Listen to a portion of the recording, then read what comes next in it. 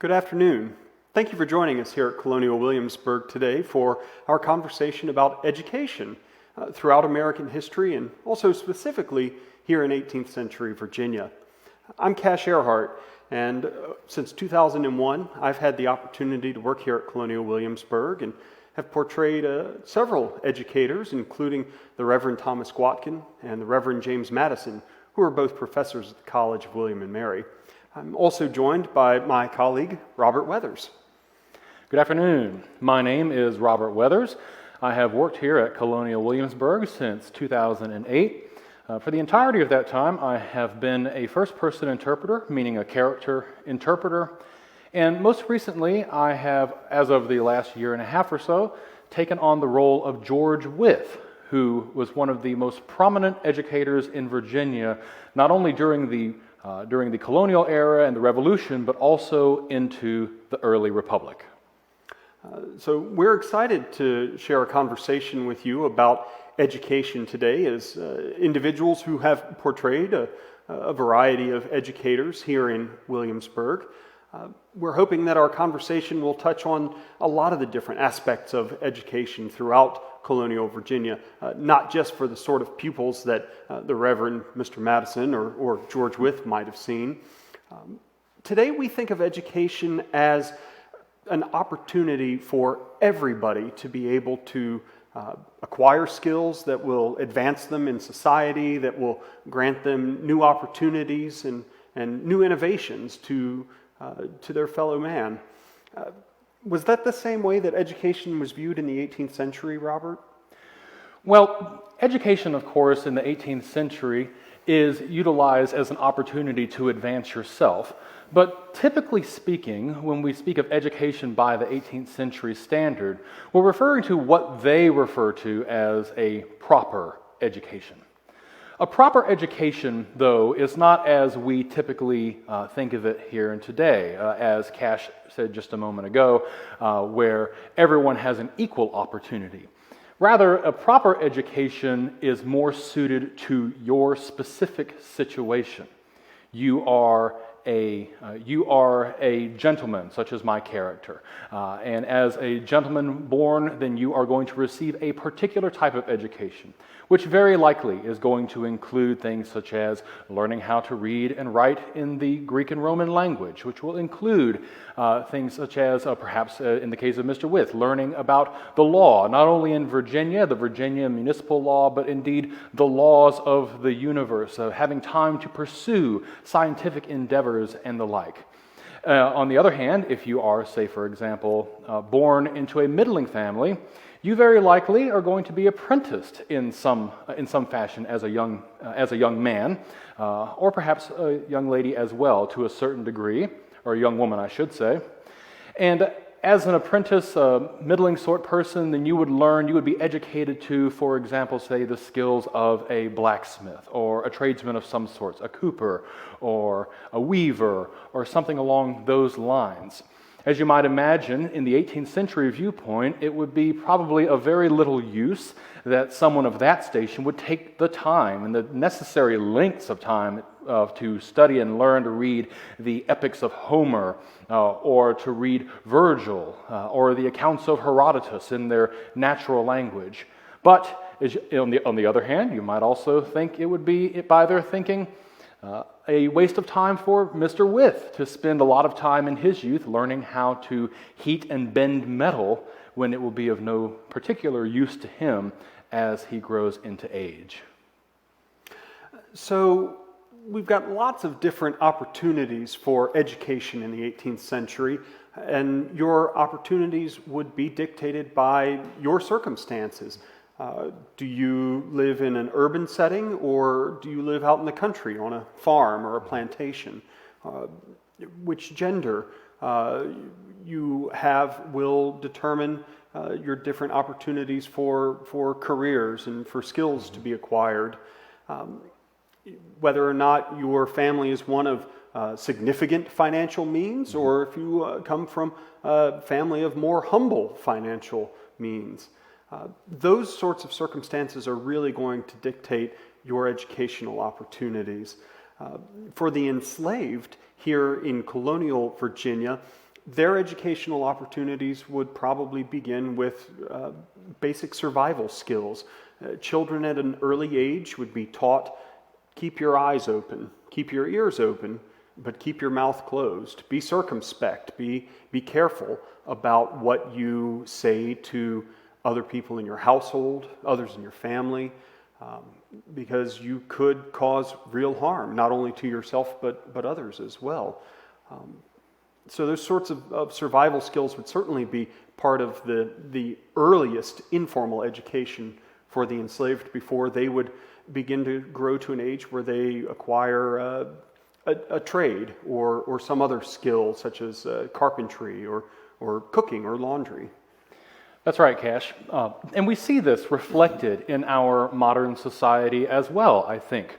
For example, a lot of people, if I were to say to you that this young gentleman or this young lady just received the talk from their parents, we might think that we were talking about the birds and the bees or something along those lines. But here recently, in our modern circumstances, by way of the news and everything that's happening socially within our country, we've become more aware. I'll speak for myself. I've become more aware of another version of the talk, in particular for African Americans and people of color to receive from their parents, which is not far off from what you made mention just a moment ago.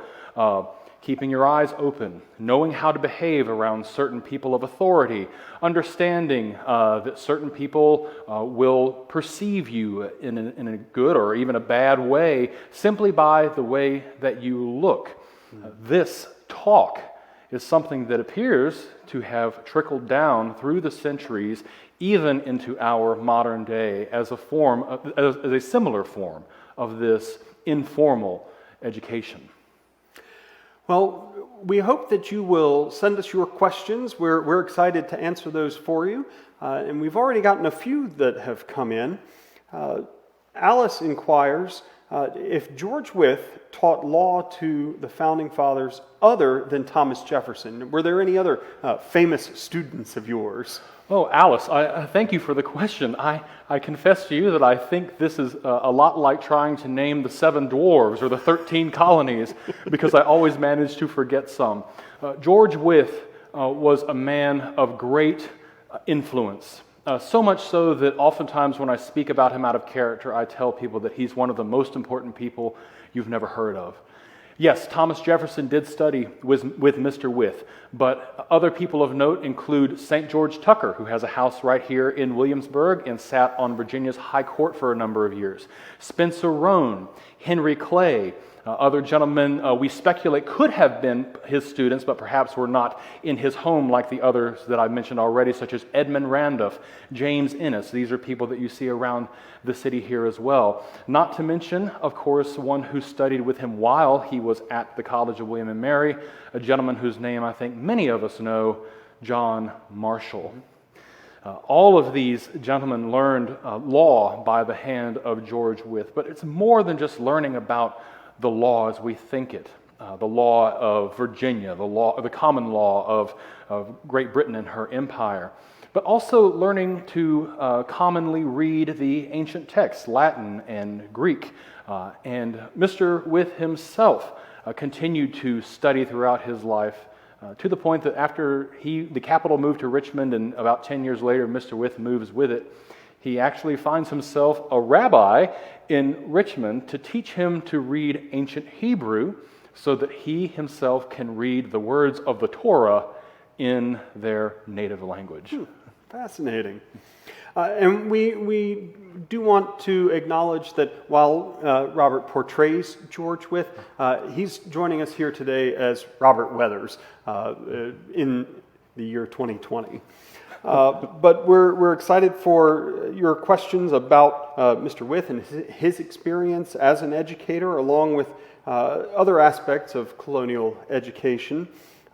There's a great question here from Adam, who inquires, was Christian teaching part of education in colonial Virginia? Oh, thank you for your question, Adam. Christian teaching was a part of many types and forms of education within colonial Virginia. Oftentimes, if a family has a single book within their household, they're going to have this book right here. This being a copy of the early 17th century English language version, also known as the King James Bible. If they have a second book, chances are good that it's going to be one of these two books. As you see here, these are both books of common prayer. If you're not familiar with the Book of Common Prayer, you can think about it as a sort of daily devotional for those who are members of the Protestant Anglican faith. And so within informal education, families are reading the Bible and they're reading from their books of common prayer, but also informal occasions of education as well. Here within the city, there is a school that is specifically intended for the education of enslaved African American boys and girls, enslaved and free African American boys and girls, known as the Bray School. It's called the Bray School because it's funded by the Bray Associates through a trust of sorts. Now, the mistress of this school, a woman by the name of Ann Wager, she teaches these young boys and girls to read English and to write English and also the catechism. This is reflected also in another school that is present here in Williamsburg at the time during the 17th and 18th century, known as the Bradfordine School.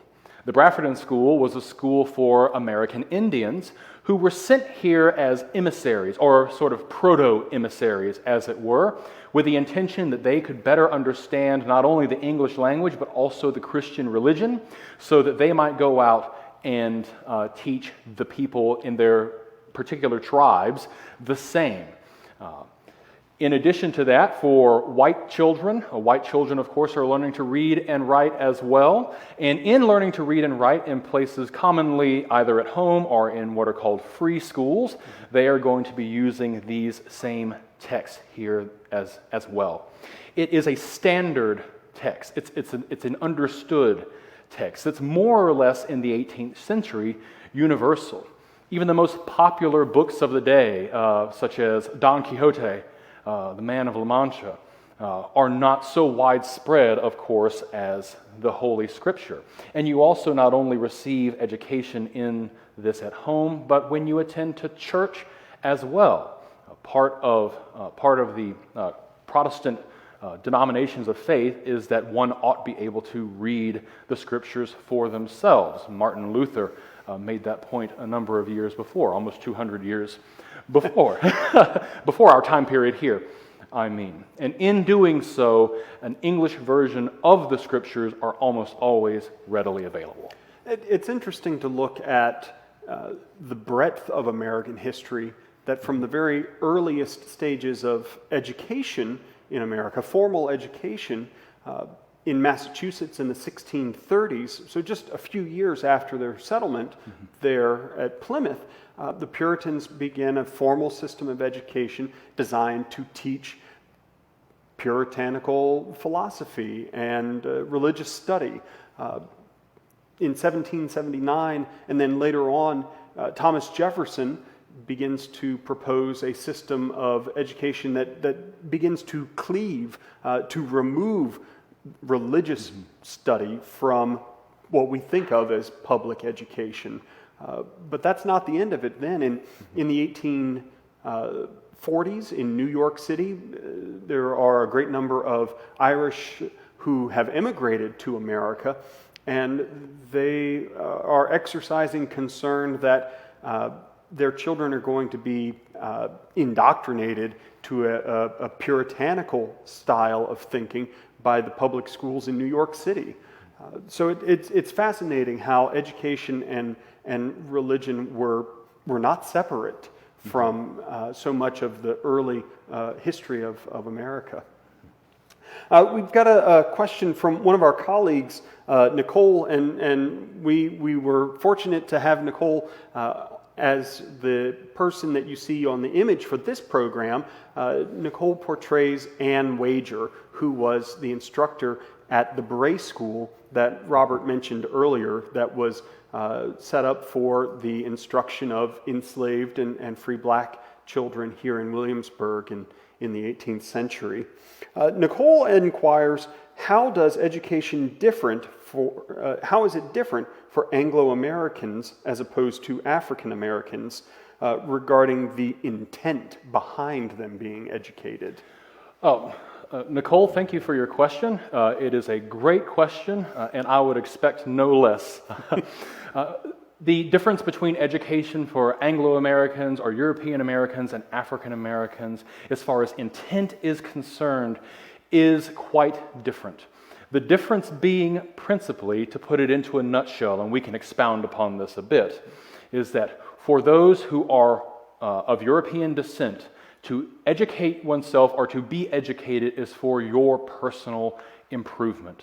But for the enslaved in particular, if you are being educated, it most likely is for the improvement of your monetary value.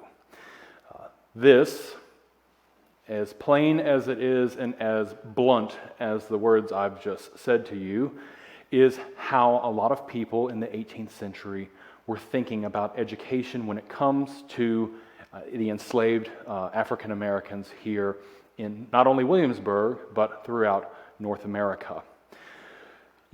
When a child is sent to, for example, the Bray School, it may seem a magnanimous thing, a generous thing that a legal owner of someone else would see to their education, that they might be able to read the scriptures. But consider, if you are a surveyor, for example, and you're sending someone who legally is your property to learn to read and write and do basic arithmetic, what does that do for you? It benefits you because this person can now assist you in the mathematics and the reading and the writing that you are going to have to do as a surveyor. And this works across the board. Typically speaking, what you are seeing is that these children are improving themselves to the benefit of their value, which in turn benefits their usefulness to their legal owner. One of the thoughts that I heard from Nicole before this program, she observed that whereas we view education today as an opportunity by which one may advance their station in society, in the 18th century, education is something that reinforced your station in society, that it was not an avenue for advancement or opportunity. It was one that was going to keep an individual very thoroughly stratified in their social station. That's a good way to put it. We have another question from Jamie. Jamie asked, do you know if there was competitiveness among William and Mary, Harvard, Yale, and some of the other colonial colleges to attract the best students, the best faculty, etc., during the 18th century? I appreciate, Jamie, you bringing up this question. When it comes to competitiveness between the colleges, we sometimes get a little competitive here at Colonial Williamsburg. I know, Cash, I've heard you say a number of times, as Reverend Guakin or as eventually Bishop James Madison, that while William and Mary was not chartered first, Harvard was chartered first. William and Mary was the first to offer classes. A feather in our own cap, if you will, as far as that is concerned. So far as faculty is concerned, I am not aware personally of competitiveness amongst those who might be looking for a job amongst the faculty. Cash, do you have any insight on that? So there was definitely a distinction as to how the colonists viewed the different colleges. You see a number of the gentlemen who are trying to figure out where they're going to send their sons to go to college, because it was only men who were able to attend college in the 18th century. Whether or not they would study at one of the schools here in America. In Virginia, that would have meant William and Mary. That was the only college that was operating in Virginia before we declare independence. Or perhaps it would have been the College of New Jersey at Princeton, today Princeton University, or King's College, now Columbia in New York, Harvard, Yale, Princeton. typically what we think of today as the Ivy League schools, plus plus Rutgers in New Jersey, and then William and Mary here in Virginia. So there are lots of different options if you wanted to go to a school here in America. Many individuals were choosing to send their sons back to school in England, though, as well. I know that Thomas Nelson Jr., one of the signers of the Declaration of Independence, he was sent to study at Eton, which was a boarding school and an intermediate school in England, before he matriculated to one of the colleges at Cambridge. But it was not uncommon for young gentry men in Virginia to be sent to school in England, either for their intermediate, or what we would think of as secondary education, and then for college before coming back home to Virginia. It's funny that you mentioned that. I think that there, in truth, is the mark of pride for someone who has the means to go and study in another place, rather than staying here in Virginia and attending the College of William and Mary, which is regarded as a fine institution by most. It would be much more. It would be considered much more highbrow, if you will, for lack of better phrasing, much more gentrified to be able to afford to cross the ocean and study over, if you're going to study, for example, to be a physician at Edinburgh, or if you're going to study law that you could read at the Inns of Court in London, which is not a college per se, but rather an institution of learning for those who are studying the law. This is where up until the establishment of the Viner Chair at Oxford, which William Blackstone, if you're familiar with that name, occupied. And it's not until the late 1770s here at the College of William and Mary that the Chair of Law and Police, which would be occupied first by George Wythe, is established, that there even is a law school in North America at all. Prior to that, these young gentlemen are either being apprenticed to another lawyer, as Mr. Wythe was, or they are reading under their own hand, as one Patrick Henry did. But we won't get into that right now. And speaking of William and Mary as well, Mary inquired, when was William and Mary built? William and Mary was established or chartered in the year 1693. And actually, the presence of the college played a major role in the relocation of the capital from Jamestown to what is now known as Williamsburg, what was then known as Middle Plantation, in the year 1699. The building, or the Ren Building as we would call it today, was designed by Sir Christopher Wren, but I'm uncertain as to the specific date, if you know it offhand. The construction on the Ren Building, the main building at the college, begins in the late 1600s, very late in the 1600s, so that by 1705 the building was nearly complete when it was gutted by a fire. That building, the Ren Building at the College of William and Mary, has been destroyed or gutted by fire on 3 different occasions, each time being rebuilt. But still, the fact that it survived those fires intact makes it the oldest academic building in America. Even though Harvard is the older school, the Ren Building up at William and Mary is the oldest academic building in the nation. So they certainly take that as a mark of pride. That's right. One more point for William and Mary. Christian has got a question here that would be asking that how would a gentleman go for learning science, math, physics, engineering? How would he acquire that education before he might arrive as a student at the college? Today we might think of acquiring that higher degree of math, science, the different liberal arts is something that happens at college, but what would have been the experience of somebody like George Wythe? Certainly. So, hello, Christian. It's nice to hear from you again. Thank you for watching. When a young gentleman who has the time to do so is permitted to study as he pleases, which is not very often, but if something were to catch his eye, there are, believe it or not, in the 18th century, a number of books intended specifically for children to read in regards to what we would call the sciences, or what they might refer to as natural philosophy. One that comes to mind is called Tom Telescope. It is an astronomy book that is intended, again, for children to read, and it's written in the same light. If you read a pamphlet from, say, William Herschel, another noted astronomer from the end of the 18th century, the man who discovered the planet that would become known as Uranus, it's all very technical. It sounds like an academic paper, but Tom Telescope is in very plain language.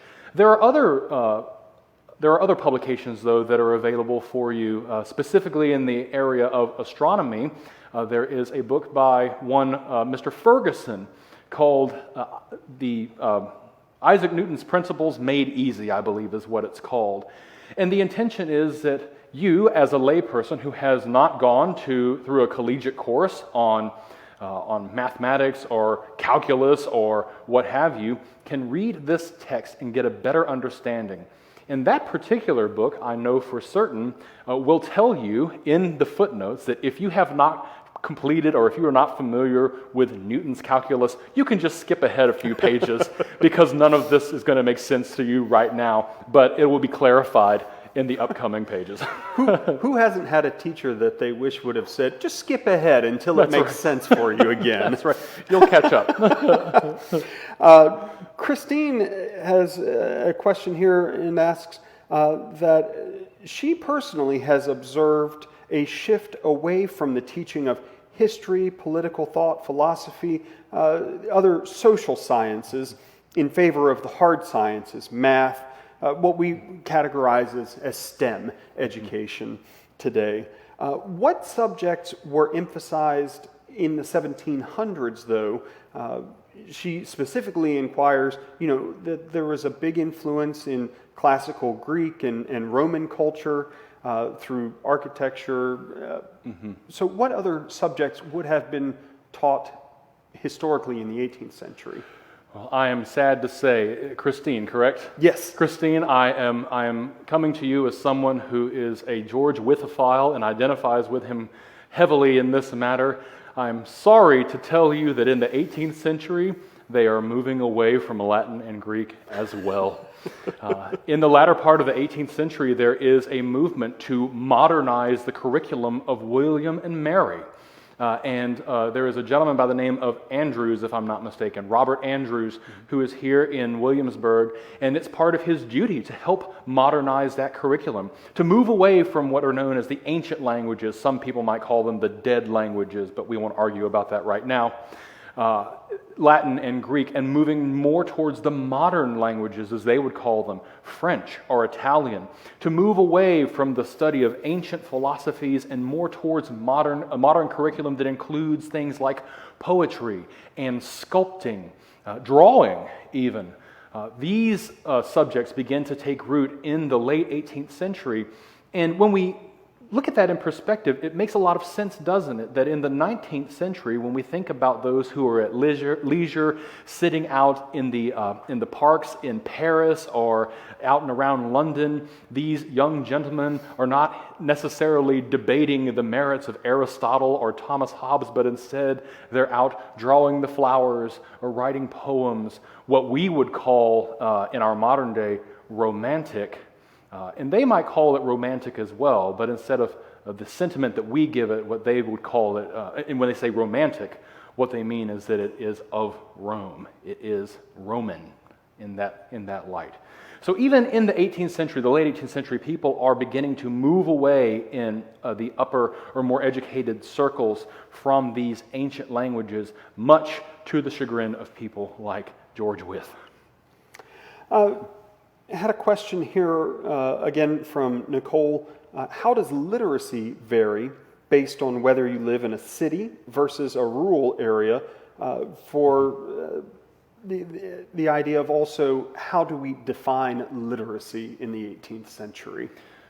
Thank you, Nicole, for another excellent question. Defining literacy in the 18th century can be a difficult thing because unlike today, when we consider someone to be at a, say, third grade reading level or a 12th grade reading level, there's not really that sort of consideration in the 18th century, but rather whether or not you can competently read and write as is necessary for your station and your function. There's a newspaper that's sitting right here under this candle holder, and I'm going to pull it out just to show you. Here, living in the city, very likely, no matter who you are, you're going to be able to read all the words and understand this newspaper just here, including what is written right here under this coat of arms. It says, En dat Virginia quartum. En dat Virginia quartum. Virginia makes the fourth. These are basic terms in Latin that are understood by people throughout the city here. But if you are instead living out in the country, what good is that, even that basic understanding of Latin, really going to give you if you're not a gentleman or a lady who is already well versed in these by your station? When it comes to the enslaved, your literacy rate is, again, dependent upon what it is you might need it for. If you are a field hand, then chances are good that there's going to be significantly less time allotted for you to learn to read and write the English language than, say, if you are a manservant or a lady's maid, just because it's more necessary for those people to perform their duties. So again, we come around, long story short, to this notion of a proper education within the 18th century mindset. This proper education is dependent upon how useful it is going to be for you in solidifying, as Nicole has said, by way of cash, by solidifying your station. We had a question to follow up on that from Betty, who inquires, when was the law enacted that forbade the teaching of reading to the enslaved? Thank you for your question, Betty. The laws that forbade reading and writing amongst the enslaved, we don't see until later on into the 19th century. In Cash, I do believe that we don't see those here in Virginia until after Nat Turner's rebellion around 1820, isn't it? Exactly. There were several different uprisings or insurrections that prompted the political leadership in many southern states to ban the teaching of reading and writing to enslaved, and in some cases even among free blacks, trying to restrict their opportunities for education. So by the 1830s, you see throughout many southern states that law has been adopted to try to discourage literacy among enslaved individuals. The idea was it would be more difficult for an enslaved insurrection to be created or even grow if you restrict literacy among that part of the population. There was another question we had here from Margaret, who inquired, regardless of whether free or enslaved, Margaret's curious about what would happen with individuals who were intellectually disabled. Would they have been given work training, or were they kept hidden away at home? Margaret has been to visit Williamsburg before and states that they've never observed anything about the topic before. Thank you for your question, Margaret. Here in Colonial Williamsburg today, and in Williamsburg in the 18th century, on the west end of town, there is an asylum for those who may have experienced more severe mental incapacities from the 18th century. I'm sorry to say that in general, the understanding of the inner workings of the human mind of the 18th century are far from what we understand them to be today. Typically speaking, as I understand it, if you had a severe learning disability or were severely mentally disabled during the 18th century, you could have been put into a couple of situations. One, that your family would care for you if they were able, or if your family were unable to care for you, then you could find yourself as a ward of the parish. Your church area, if you will, is a parish. And as a ward of the parish, you would then be given to the care of the church, and they would put you into the care of somebody who was capable of caring for you. There are a few instances in the 18th century of more prominent families, the Henry family, for example, and how they might have dealt with a situation as such. In general, we would probably consider the treatment of those people to be somewhat unkind, if not downright improper and mean, based off of the understanding that they had of the inner workings of the human mind at the time. I want to be very careful and clear when I say this to you, though.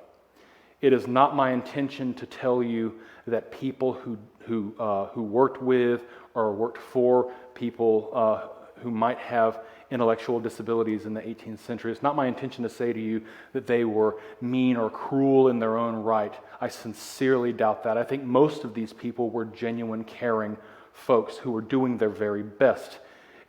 It's just that the advancement of science and understanding in biology and the human body at the time, especially the mind, was in its infancy.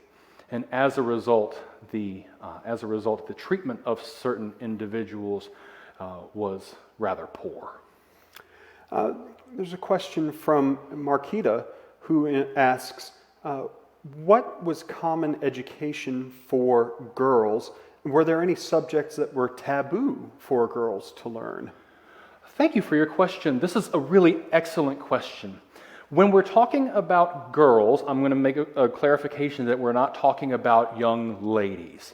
Now, I don't mean to defame or say anything ill about these girls as we're talking about them. It's just to denote their station. These are not young ladies necessarily. When we say station, we mean that they're different levels of society. Indeed. Thank you.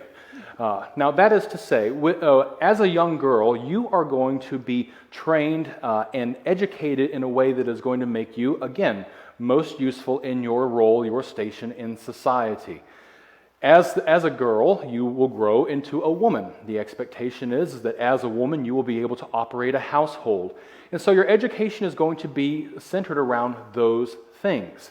You may have some time for reading in the English poets, in Shakespeare or Marlowe, for example, and that is set entirely to what's available to you. But for the most part, your education is going to be focused on how to operate the household, how to talk to your enslaved people within the household, if you have any, how to maintain the household yourself so that you can teach others how to do so as they come in and out of your home. These are all very important things for a young girl in the 18th century. For a young lady in the 18th century, the difference you'll find for the most part is that the opportunities to pursue higher intellectual elements will be made available to you. We know, for example, that ladies in the 18th century oftentimes will purchase, unsurprisingly, ladies' magazines for their entertainment. And in the back of these ladies' magazines, we find, just as we do in the back of many magazines these days, puzzles. Not these days, I mean in our modern age, puzzles for ladies to figure out. But they're not typically things like crossword puzzles or things like that. In the back of these ladies' magazines, they are printing mathematical equations, oftentimes complicated calculus, Newtonian calculus equations, for these ladies who are at leisure to sit at home and entertain themselves with. And of course, as you well know, if you would like to know whether or not you got the answer right, you know what you have to do? Buy the next one. You have to buy the next one, that's right. As is typical in fashion. There's nothing new under the sun, you understand. But that tells us, when we look at these ladies' magazines, that these young ladies are at home pursuing what we would consider to be really complicated mathematics for their own entertainment. So why would we think otherwise that many of these ladies, and indeed even women and girls in their own households, are not sitting around the dinner table talking about the politics of the day with the boys and with the men, the gentlemen of the family? I've heard it said many times before, Cash, that no piece of legislation is ever passed around a committee table before it's passed around a dinner table. And this is maintained in the 18th century as well. I think that addresses a question we had from Carrie, who inquired, what percentage of girls would you say were taught to read and do basic math? Just about everybody, men and women, are going to be taught some degree of basic math. For clarification, this would be free white girls in their households. For certain, I agree. Denise inquires, how common were tutors for young gentlemen and ladies to be educated in one's home? This is a great question. Thank you so much. Tutors are very common here in the 18th century. As a matter of fact, there is an account from a tutor from, I believe, 1773 to 1775 at the Carter household, a very prominent household here in Virginia. This tutor's name is Philip Vickers Fithian. Cash and I were talking about him earlier. He's a very entertaining man in that we know a lot about his life and the life of a tutor and the life of 18th century people in general because he's so boring. And he writes everything down, things that we would consider to be mundane. So, for example, in your diary, you probably don't write, I woke up this morning, I brushed my teeth, I went down and had oatmeal with a banana, and then I sat and watched the morning news for exactly 43 minutes. We don't do that. Most people don't. But Mr. Fithian, no doubt, would have. And so because of that, we know about what's happening not only as far as what from his perspective, the important news of the day, but we also know about what's happening within the household as well. These tutors are